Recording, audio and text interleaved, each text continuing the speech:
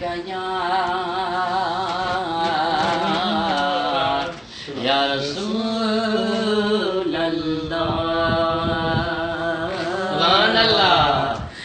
वसल्लम अलैका या हबीब अल्लाह महबूब मदीने वारा तुझे हर मजा छा छा निज़ारा महबूब मदीने वारा तुझे हर मजा छा छा निज़ारा शलवा गवरी बीवार मिठा हर साल मदीनो निखार मिठा हर साल मदीनो निखार मिठा ऐसे तो शहर पंजाब बलोचिस्तान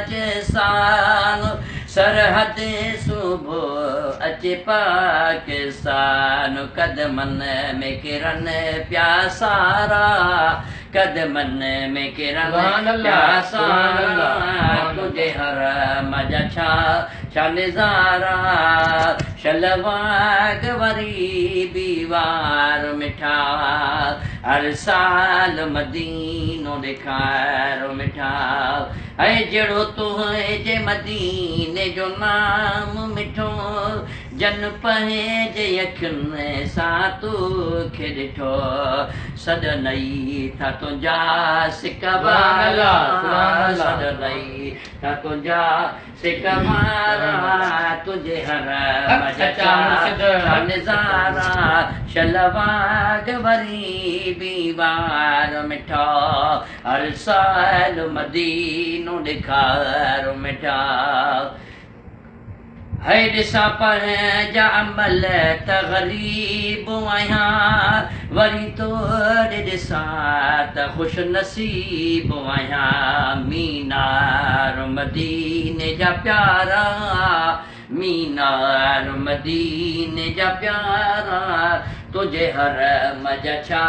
छा निज़ारा शलवा गवरी बीवार मिठा हर साल मदीनो ॾेखार मिठा ओ हर कोई अचे सिक सीने रखी हर कोई चुमे पियो मदीने पुॼी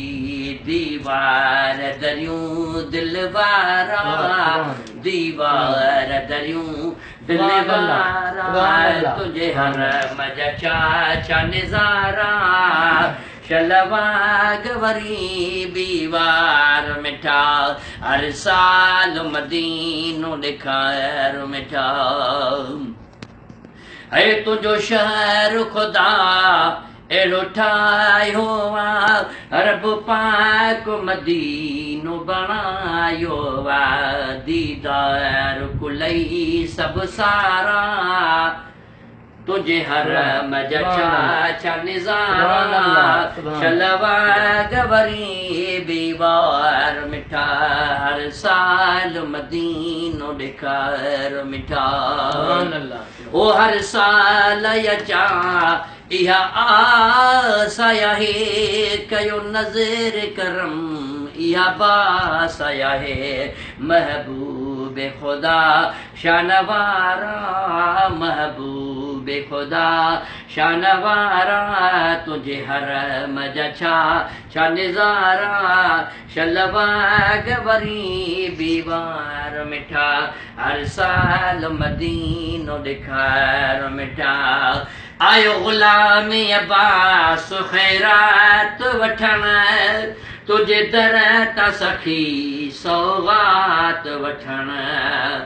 आयो ग़ुलाम अब्बास ख़ैरात वठण तुझे दर तां सखी सौगात वठण भरे झोल ख़ाली ॾियो प्यारा भरे झोल ख़ाली ॾियो प्यारा भरे झोल ख़ाली ॾियो प्यारा तुझे हर मजा छा